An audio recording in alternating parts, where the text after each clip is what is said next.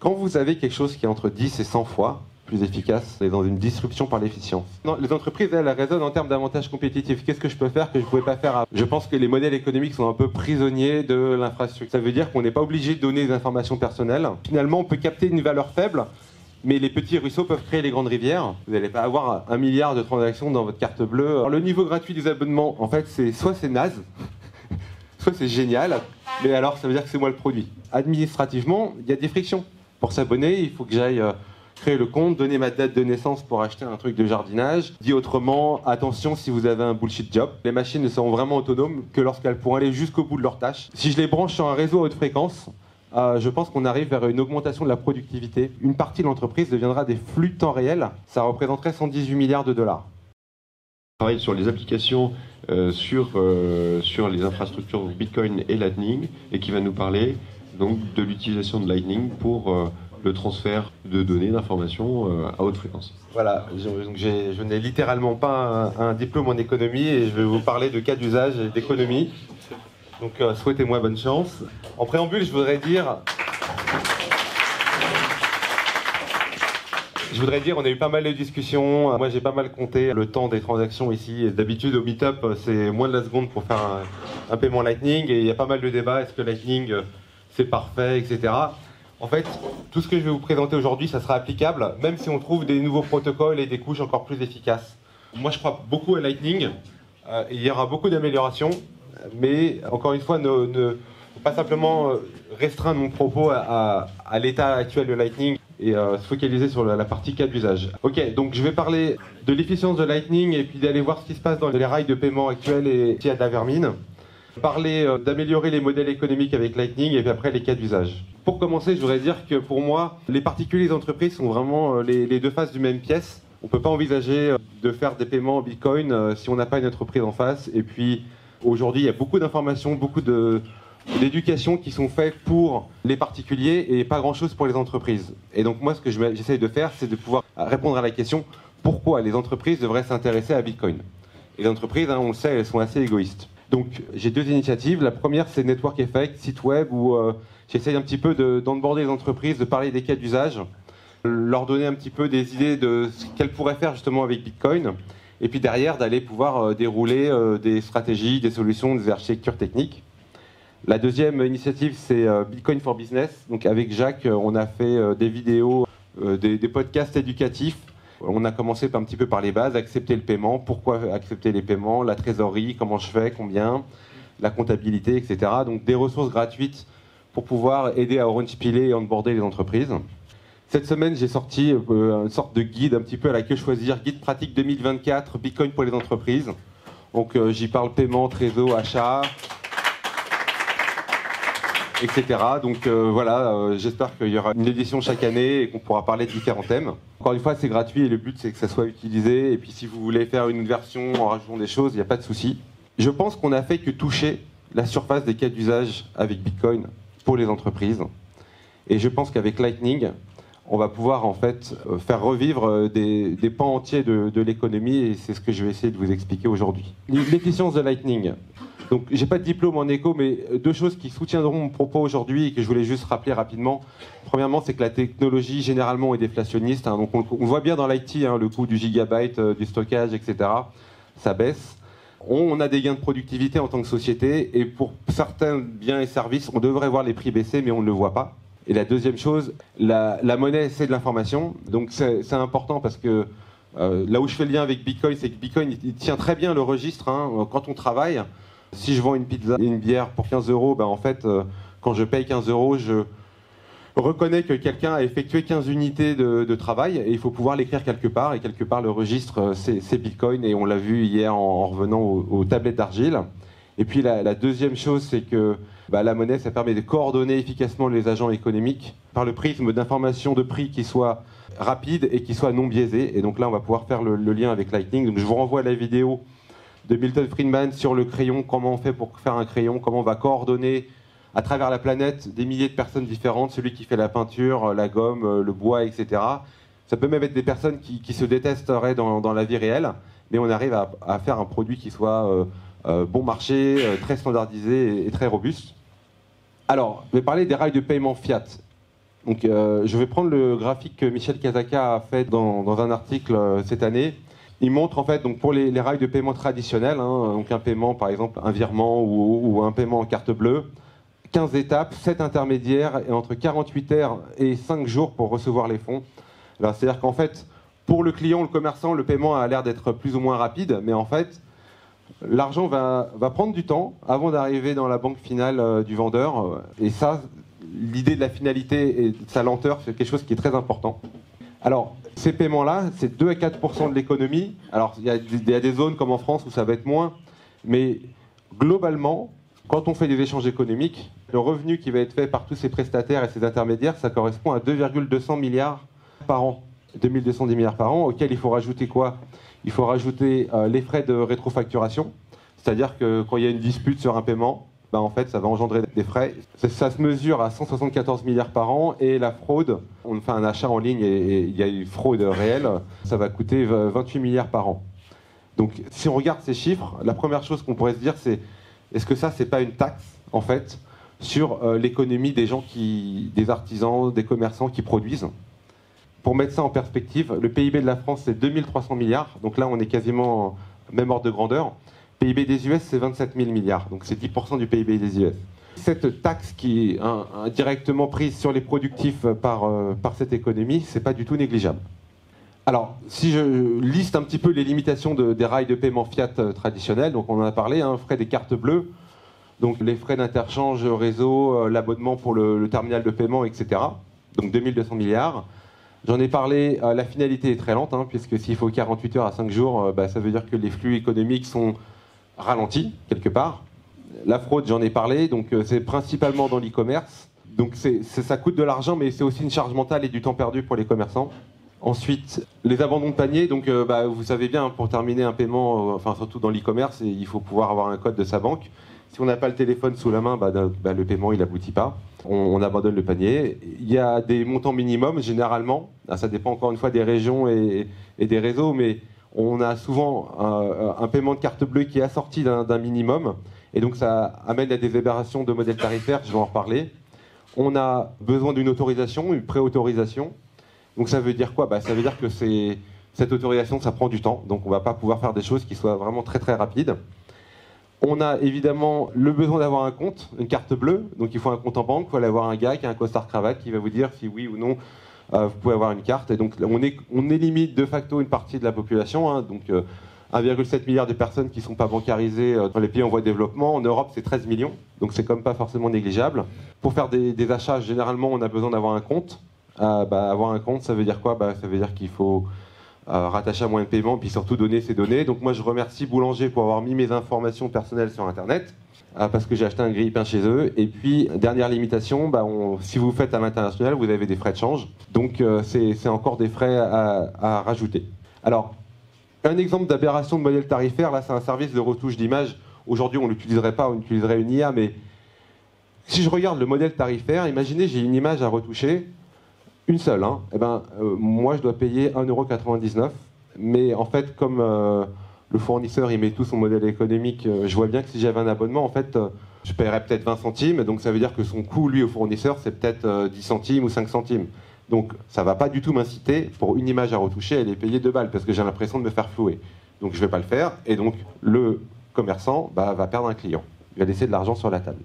Et ça c'est dû à quoi? C'est dû au fait que à cause des rails de paiement fiat avec les CB, etc., il a des minimums, il a des frais, et en fait, il est obligé de me proposer ça comme modèle économique.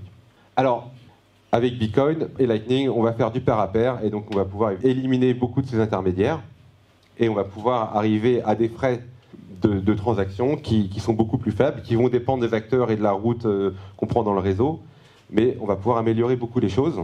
Il y a un papier de Michel Kazaka, encore une fois, qui était vraiment super intéressant sur l'efficience de Bitcoin et de Lightning. Je ne vais pas le passer dans les détails, moi je vous invite à le lire. On peut discuter de certains choix méthodologiques et certains calculs, mais moi je me suis attaché un petit peu à la résumer. 1000 fois moins énergivore pour le paiement instantané. On peut faire environ 1000 fois plus de transactions en termes de capacité de réseau. Alors, ce n'est pas forcément quelque chose qui est effectif dû à la taille du réseau aujourd'hui, mais la capacité, elle est là. On peut faire des transactions qui sont notamment 1000 fois plus petites, La finalité du paiement entre 14 et 400 fois. Bitcoin c'est sécurisé, personne n'a hacké Bitcoin. Bon, il y avait le bug en 2010, mais aujourd'hui on peut quand même, quand on compare à la fraude et au problème du réseau de carte bleue avec Bitcoin, on a une proposition de valeur super intéressante. La disponibilité du réseau, depuis avril 2013, Bitcoin c'est 100% du temps qui marche. C'est pas 99,999. Et Amazon, Google, Facebook, ils rêveraient d'arriver à un uptime comme ça. Donc, Bitcoin fait des choses qu'on pensait impossibles auparavant. On peut réduire, je pense facilement de 50 à 90% les frais de transaction sur Bitcoin Lightning. Et puis, on peut faire 10 fois plus de transactions annuelles totales que l'ensemble des rails de paiement fiat. Et tout ça pour 8% de la consommation énergétique. Donc là où je veux en venir, si je résume, oui, on peut aller discuter, est-ce que c'est 1000, est-ce que 800, mais si vous travaillez dans l'IT et que vous avez un client, vous aimeriez avoir, mais qui est chez votre concurrent, pour rentrer chez ce client, il va falloir que vous soyez probablement 50% plus efficace, ou 50% moins cher, ou les deux. Et donc, vous allez devoir développer de la techno. Quand vous avez quelque chose qui est entre 10 et 100 fois plus efficace ou efficient, on n'est plus juste dans un remplacement, on est dans une disruption par l'efficience. Et c'est ça que je voudrais que vous gardiez en tête, en fait. On a réussi quelque chose qui n'est pas forcément aujourd'hui réalisé, mais qui est super efficace. Un dernier point qui est intéressant avec Lightning, c'est qu'on peut utiliser son portefeuille pour s'authentifier. Donc là, je prends un exemple de site. Hein, on arrive sur le site, on peut amener son wallet, on a un QR code, et puis dans son wallet, on peut se connecter. L'intérêt, là, c'est juste de dire mon wallet est ma porte d'entrée sur un service. Alors, donc, Lightning, pour moi, Bitcoin et Lightning, c'est un rail de paiement en normatif. Je pense que Lightning n'est pas une solution qui cherche un problème. Je pense que Lightning, aujourd'hui, fournit déjà une bonne solution. On ouvre un canal, on fait 10, 100 transactions. Notre empreinte et donc nos frais sur la chaîne principale sont diminués d'autant. Par contre, ce rail de paiement, lui, aujourd'hui, il n'y a pas beaucoup de trains qui passent dessus. Je pense qu'il est faiblement occupé. Et la question, c'est qu'est-ce qu'on pourrait faire de plus avec ? Alors, là, je vais regarder le design space, c'est-à-dire le champ applicatif qu'on va pouvoir faire avec les caractéristiques de ce réseau. Donc, le premier axe, il est assez simple. On va pouvoir avoir des frais de transaction qui sont beaucoup plus faibles avec Bitcoin Lightning. Et donc, si vous avez des applications qui veulent faire des tout petits paiements ou des paiements transfrontaliers, vous allez pouvoir l'imaginer avec ce réseau. Si vous regardez uniquement le fait que la finalité est présente au moment de la transaction, puisque quand je paye en Bitcoin Lightning, on ne peut pas revenir en arrière. Si vous avez des applications qui requièrent un paiement à l'avance, vous voulez vous prémunir, vous êtes très sensible au risque de fraude, vous êtes sensible au risque d'annulation ou de risque de contrepartie, vous avez un réseau qui vous permet d'envisager de faire ce genre d'application. Si on regarde la rapidité et la finalité ensemble, ça veut dire qu'en fait, l'argent il arrive au point final assez rapidement et puis il est disponible pour bouger à nouveau. Et donc, ça va vous permettre de faire des choses super intéressantes, notamment aller capturer des opportunités économiques qui peuvent être fugaces. C'est-à-dire que parce que vous avez Bitcoin, vous êtes capable d'aller faire un deal. Vous êtes capable, le samedi soir, il y a un fournisseur qui dit qu'il a, je sais pas, un surplus. Vous pouvez être le premier à aller lui faire l'achat, pendant que votre concurrent, lui, il faut qu'il fasse une lettre de crédit, qu'il appelle sa banque, ça prend 3 jours, ça lui coûte 2000 balles. Donc il y a un champ applicatif assez intéressant. Ensuite, il n'y a pas besoin de permission. Donc comme il n'y a pas besoin de permission, ça veut dire que n'importe quel individu sur la planète peut devenir un marchand. Il peut participer à l'économie globale, donc il peut avoir un loyer, sa femme peut aller à l'hôpital, etc. Ça veut dire aussi que comme il n'y a pas besoin de permission, on pourrait imaginer ça pour rendre les machines des agents économiques, et puis on n'aura pas forcément ces histoires d'abandon de parcours, etc. Et vous pouvez aussi poster de la liquidité du collatéral, puisque vous n'avez pas besoin de la permission. Donc je ne sais pas si vous voulez, il y a un appart qui est à vendre, vous êtes capable d'aller mettre l'argent, le collatéral chez un escroc, enfin un notaire, pardon, en français. En escroc. Encore une fois, vous avez un avantage compétitif. Et donc, les entreprises, elles raisonnent en termes d'avantage compétitif. Qu'est-ce que je peux faire que je ne pouvais pas faire avant et qui vont me rendre plus efficace? Et là, moi, ce qui m'intéresse beaucoup, c'est si vous prenez les coûts, la rapidité et la finalité, et en fait, on arrive dans une économie haute fréquence. Et donc, ça veut dire qu'on peut avoir un règlement qui est final, en continu. On peut imaginer, en fait, des flux économiques en continu. Et évidemment, comme c'est universel, c'est natif à Internet, on n'est pas limité en géographie et tout ce qui est natif à Internet, notamment les machines, eh ben, elles vont pouvoir avoir peut-être des interactions économiques facilement. Donc si je reprends mes limitations et je regarde rapidement les améliorations, hein, je le liste super rapide, bah, les frais, on va pouvoir les diminuer de 50 à 90%. La finalité très lente, eh ben, on va pouvoir l'améliorer puisqu'on va avoir une vélocité super améliorée.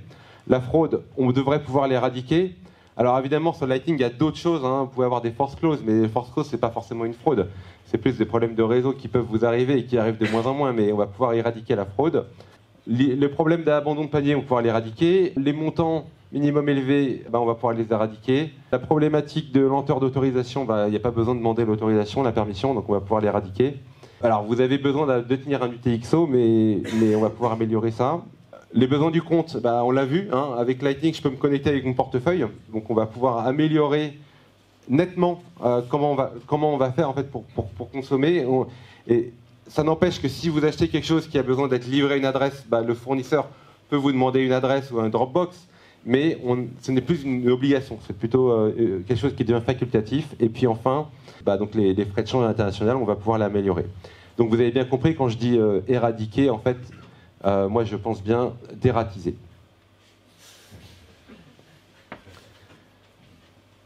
Alors, maintenant, je vais passer au modèle économique. Les modèles économiques, aujourd'hui, il y en a deux je vais pouvoir un petit peu lister les limitations rapidement. On voit bien qu'avec Lightning, on va pouvoir améliorer les modèles économiques existants, c'est ce que je parlais, les limitations, mais je pense aussi qu'il serait peut-être intéressant de s'imaginer quel nouveau modèle économique on va pouvoir débloquer. Premier exemple d'un modèle économique actuel, c'est l'abonnement ou le software as a service. Typiquement, ça se présente comme ça, vous avez différents niveaux. Alors peut-être que vous avez besoin des fonctionnalités du niveau gratuit, puis je sais pas, vous avez besoin du SSO, bah, pas de bol, il faut que vous preniez le niveau le plus cher. Et là, vous voyez bien qu'il y a une sorte de tension qui s'installe. Alors, à la base, l'abonnement, c'est un truc super intéressant, puisque ça permet aux clients de réaliser la valeur progressivement. Hein. Si vous achetez un logiciel, avant, vous achetez un Adobe, vous payez des milliers d'euros et puis bah, vous l'amortissez comptablement sur plusieurs années. Là, aujourd'hui, vous êtes sur l'abonnement, donc vous êtes toujours sur la dernière version et c'est super intéressant. Donc ça évite les effets de seuil dus à des versions. Vous avez un usage qui peut être illimité. Et puis, comme vous êtes abonné, vous n'avez pas besoin de savoir à chaque fois est-ce que je vais acheter ou pas. Donc c'est ce qu'on appelle la transaction mentale. Elle est complètement éliminée. Donc, et pour le fournisseur, c'est intéressant. Pourquoi ? Bah, ça lui assure des revenus réguliers. Hein, il n'a pas besoin de faire des versions. Donc il améliore son produit en continu puisqu'il a un revenu en continu. Et puis, comme il n'a pas besoin de faire une nouvelle version, il n'a pas besoin de la vendre. Et vendre une nouvelle version d'Adobe à plusieurs milliers d'euros, c'est un événement qui est incertain. Donc pour le fournisseur, c'est intéressant de ne plus avoir ce problème. Maintenant, on va regarder les problèmes. Alors le premier problème, c'est qu'il y a une charge mentale, il y a une fatigue, hein, il faut s'abonner. Donc premièrement, c'est une décision. Et puis surtout, administrativement, il y a des frictions. Pour s'abonner, il faut que j'aille créer le compte, donner ma date de naissance pour acheter un truc de jardinage. Il faut que je mette un mail, il faut que je crée un mot de passe, il faut que je m'en souvienne. Il ne faut pas que j'oublie de résilier, etc. Enfin bon, on le voit bien au quotidien, on arrive un petit peu à une asymptote de nombre d'abonnements qu'on peut avoir. En période d'incertitude économique, les particuliers vont remettre en question la pertinence d'avoir plusieurs abonnements, voire même l'abonnement tout court. Si vous avez Disney, Netflix, HBO, Canal, machin, bah, vous allez peut-être en réduire et donc vous allez de facto vous priver de certains contenus ou alors peut-être tout simplement supprimer vos abonnements. Alors le niveau gratuit des abonnements, en fait, soit c'est naze, soit c'est génial, mais alors ça veut dire que c'est moi le produit, c'est gratuit, donc c'est pas forcément ce que j'ai envie. J'ai pas envie du naze et j'ai pas envie d'être le produit.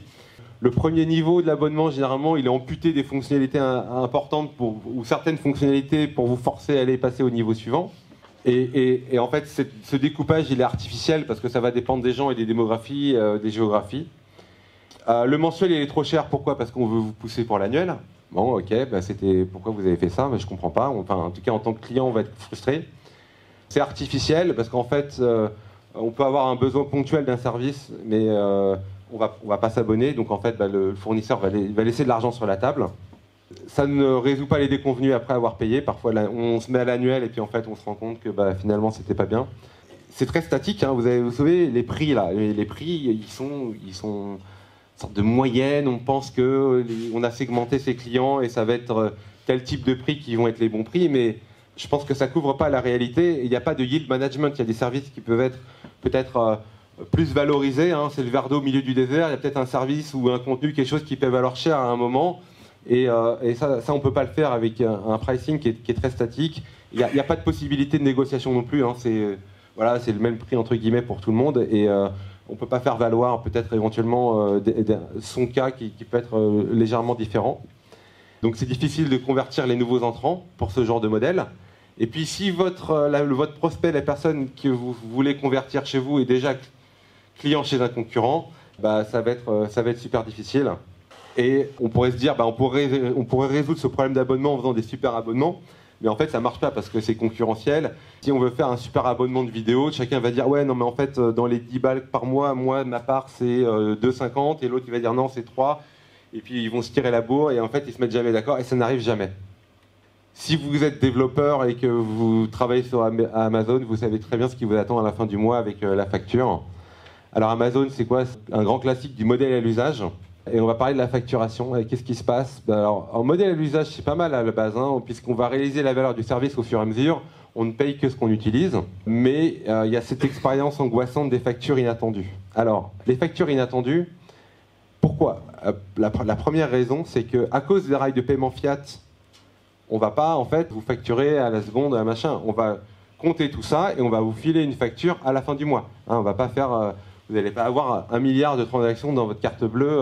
Il y a une sorte de regroupement qui s'effectue après, à la fin de la période d'utilisation. Et le point principal, c'est que c'est dû au rail de paiement fiat et c'est rendu complexe par le fait que chaque personne ne va pas forcément réaliser la valeur ou voir la valeur de la même manière et ça va dépendre aussi des conditions commerciales. Et ce qui se passe, c'est comme on facture après coup, et ben dans le back-end, on va devoir mesurer, stocker, on va créer des logiques qui peuvent être plus ou moins complexes.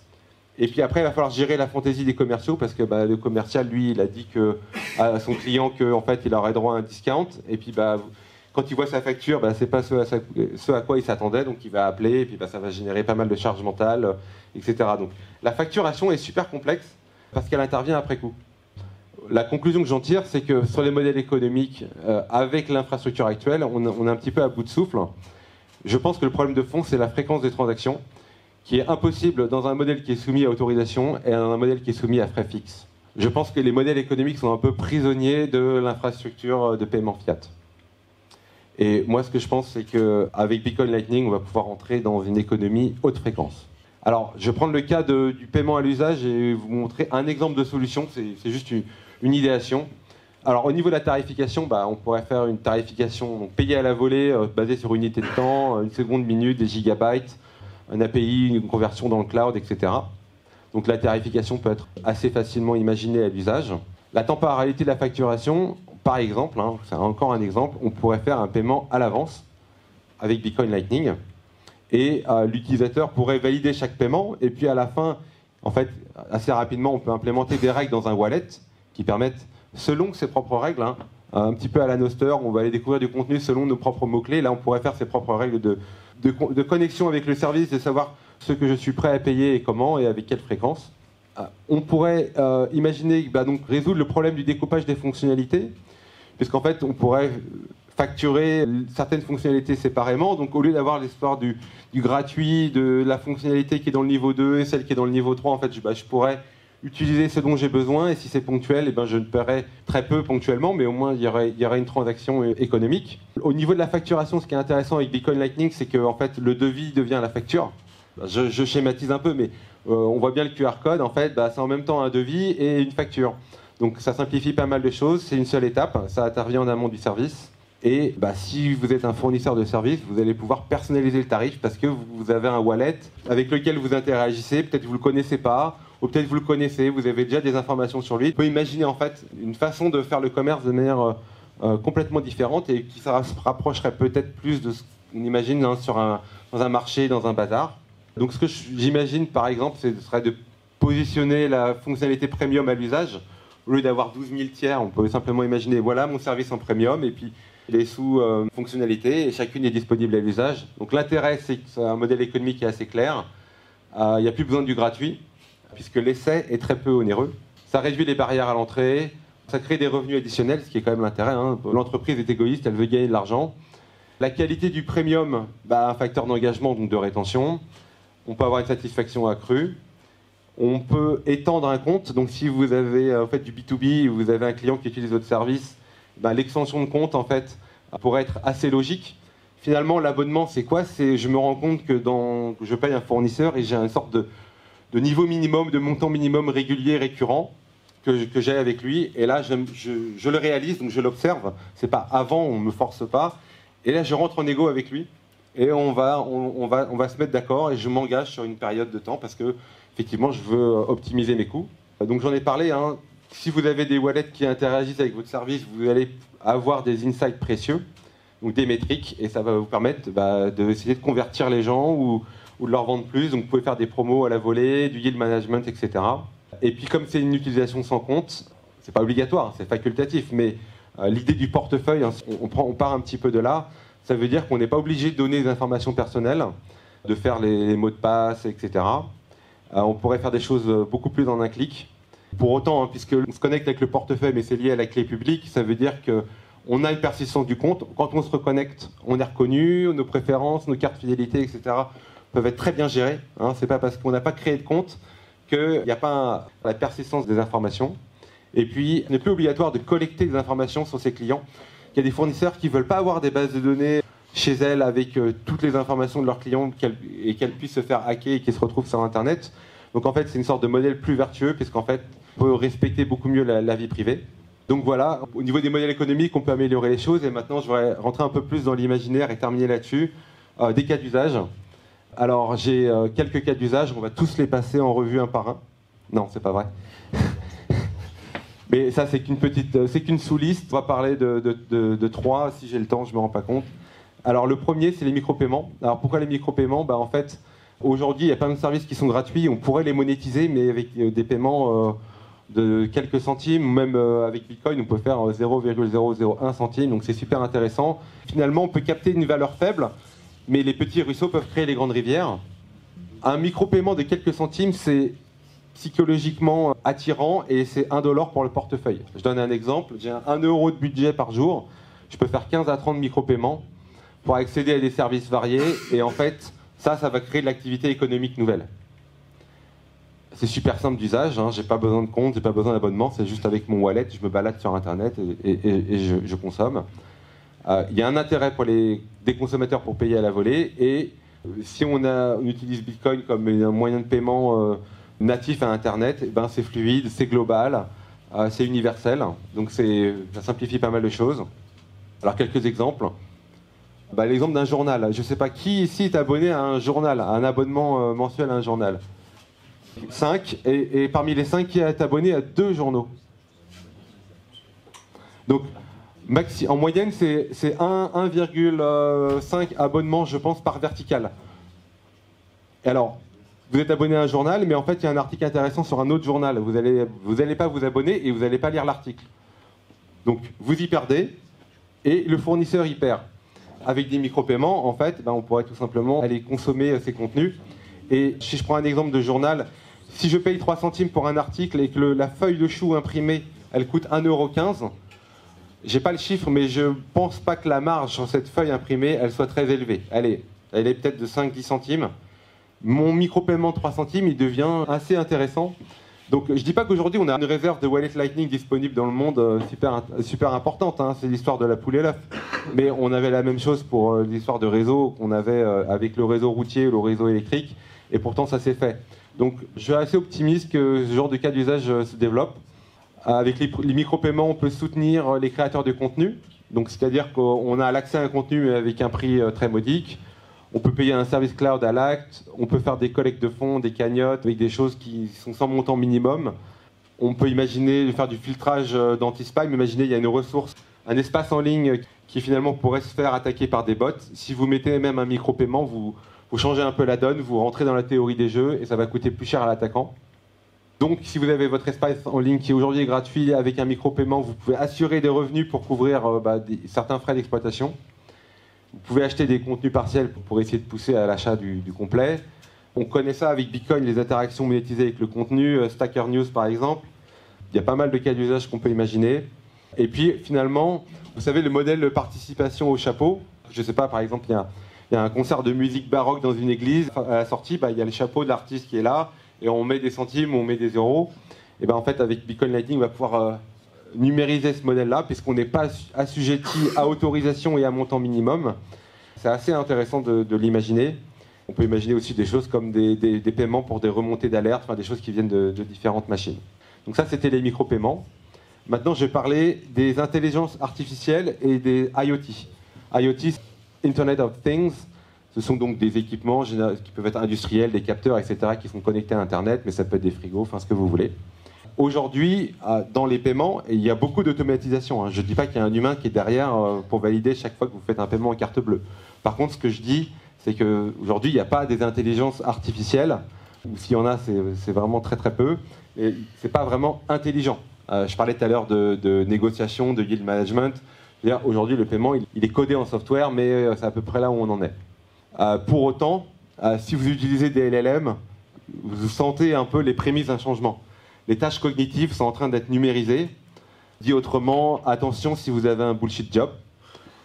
Il y a des changements qui arrivent. Je ne dis pas que c'est bien ou mal, simplement j'énonce les choses. Pour autant, les machines ne sont pas des entités légales, donc elles n'ont pas de compte en banque, de carte bleue, et elles n'ont pas donc de liberté et d'autonomie économique. Moi, ce que je dis, c'est que je pense que les machines ne seront vraiment autonomes que lorsqu'elles pourront aller jusqu'au bout de leurs tâches. Et aller jusqu'au bout de leurs tâches, ça nécessitera une étape de paiement.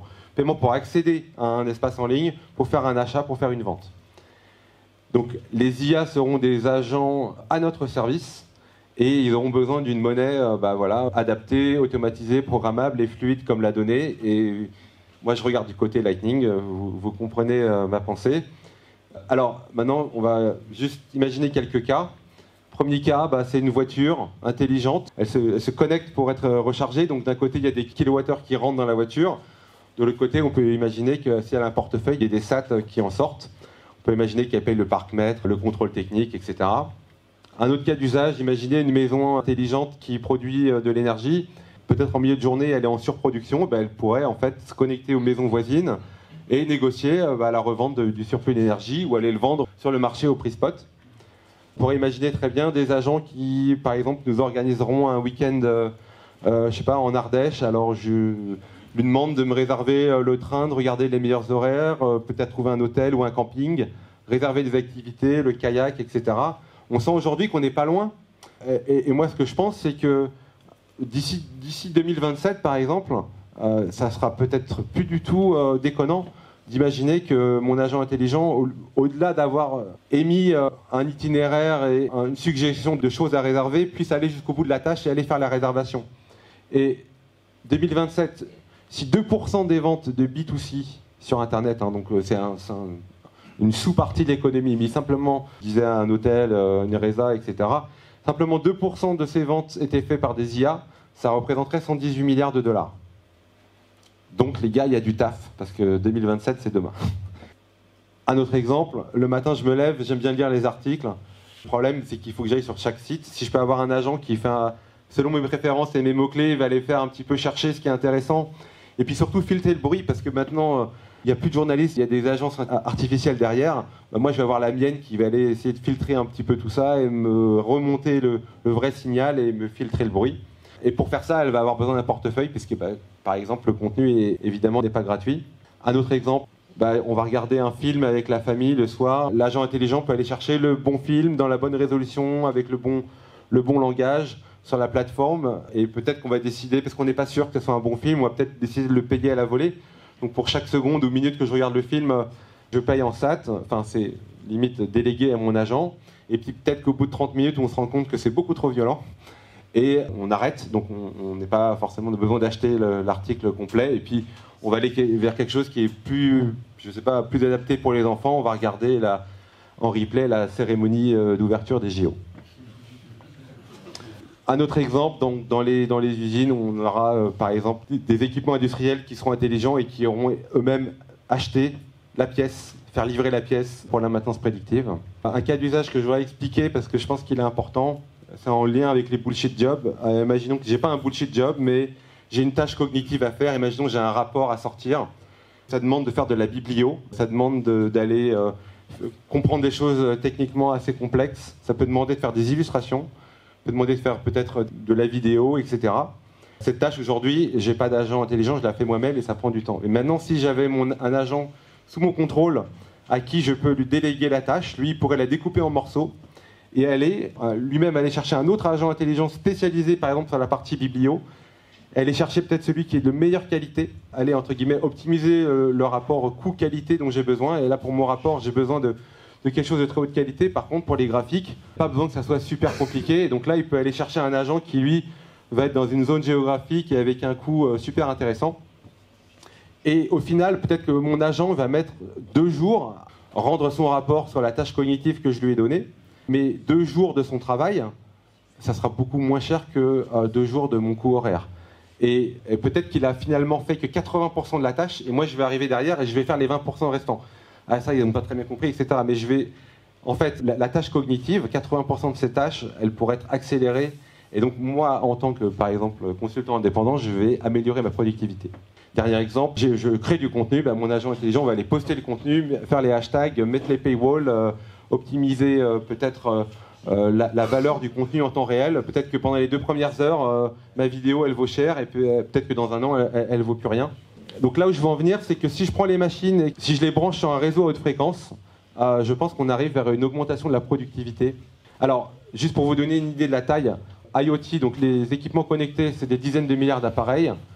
Les intelligences artificielles, je vous pose la question, aujourd'hui on est en multi-tenant avec OpenAI, donc on partage l'accès sur quelque chose qui est dans le cloud et on met tous nos informations là-bas, mais on se rend compte qu'il ne faut pas le faire et on va rapidement on va avoir envie d'avoir chez nous un agent intelligent qu'on contrôle, avec qui on peut donner des informations personnelles, mais quand on sait qu'elles ne vont pas sortir. Et on est 8 milliards d'êtres humains, donc la question que je pose, c'est combien d'agents intelligents on peut imaginer avoir. Je pense que ça pourra se compter en centaines de millions, facilement. Et donc, en prenant ce raisonnement-là avec ce rail de haute fréquence, les machines, elles pourront optimiser, arbitrer, comme je l'ai expliqué, le coût, la qualité, la rapidité pour réaliser leurs tâches. Donc les entreprises deviendront, une partie de l'entreprise deviendra des flux de temps réel, des recettes, des coûts qui sortent. Et donc il y aura des besoins de nouveaux profils de métiers pour monitorer et optimiser en permanence. Ça pourrait être aussi délégué à cette VIA, par exemple. Et donc ça veut dire que les flux économiques seront plus dynamiques. L'entreprise sera plus dynamique, les flux économiques seront plus dynamiques. Et donc on aura par exemple des prix qui sont très variables, quelque chose que l'humain a beaucoup de mal à gérer, mais moi je vous le dis, les machines elles n'auront aucun problème avec des prix variables. Donc elles pourront évaluer les signaux de prix, optimiser le coût, la qualité 24 heures sur 24, et le jour d'après, évaluer, optimiser, etc. Et donc ça peut faire peur, je ne dis pas que c'est bien, mais un futur dans lequel les machines seront des agents économiques pourrait faire chuter drastiquement le coût des services numériques. On pourrait assister dans certains pans de l'économie à une déflation accélérée. Et donc cette économie autonome pourrait peser plusieurs centaines de milliards. Et puis dernier cas d'usage, et je termine là, ça c'est mon Zeus qui est connecté à mon node et en fait je reçois de l'argent. Et puis je reçois de l'argent mais j'ai un message, ah ouais en fait il y a Core Lightning 24, il y a Bolt 12, c'est génial machin. Donc on me paye et on me donne un message. Alors si je généralise un petit peu, j'appelle ça le marketing 4.0 ou le marketing à l'envers. Donc on touche les gens dans leur portefeuille, donc là j'avais un message, mais peut-être qu'après demain j'aurai un lien, et si je clique le lien, il y a peut-être une vidéo ou un contenu, et on me paye pendant que je regarde la vidéo. Bon, ça peut être sympa, il y a des marketeurs qui peuvent imaginer faire des choses avec ça, mais moi ce qui m'intéresse plus c'est l'histoire de la pub sans Google, parce que Google, bon déjà c'est 230 milliards de dollars, mais si je pouvais devenir mon propre ad broker, je vous donne un exemple, ma voiture est tombée en rade, je cherche une voiture familiale, cette semaine j'ai 2 heures de temps, je broadcast mon besoin, donc c'est moi qui décide d'annoncer mon besoin et de le définir. Et puis j'attends après que les fournisseurs reviennent vers moi avec des propositions. Ils pourraient limite même me payer pour mon temps, ou pas du tout, parce que j'ai pas envie d'être payé. Mais on peut imaginer en fait disrupter cette partie de relation client-fournisseur. Et pour les entreprises, ça veut dire ne pas payer Google et d'avoir un coût d'acquisition de client qui soit plus intéressant. Et pour faire ça, alors par contre, on aura besoin de comprendre, enfin de découvrir ces choses-là, pouvoir moi poster et découvrir les entreprises, parce que si je vais plus sur Google, comment je sais qu'il y a un boulanger à côté de chez moi qui fait des pains aux graines, je sais pas. Donc là, là j'ai pas le temps, mais l'idée, c'est d'introduire la notion de Web of Trust, c'est-à-dire des interactions qui seront liées avec tout ce qu'on connaît de réputation, etc. Donc ça sera plus souverain, ça sera un peu plus chaotique, mais les bitcoiners aiment ça, et je pense que ça sera super intéressant. Et puis après, il y a tout ce qu'on peut faire avec marque entreprise, mais entre guillemets, avec des SAT, vous allez pouvoir faire pas mal de choses super intéressantes, beaucoup plus engageantes pour les employés et pour les clients. Donc voilà, j'ai fini. En conclusion, je pense qu'un rail de paiement libre et instantané insufflera une nouvelle dynamique à des pans entiers de l'économie, et que donc chaque entreprise Internet devra devenir une entreprise Bitcoin. Lightning nous montre le chemin, ça sera peut-être pas juste Lightning plus tard, mais si on retient les caractéristiques techniques fondamentales que j'ai expliquées, on va pouvoir disrupter pas mal de choses.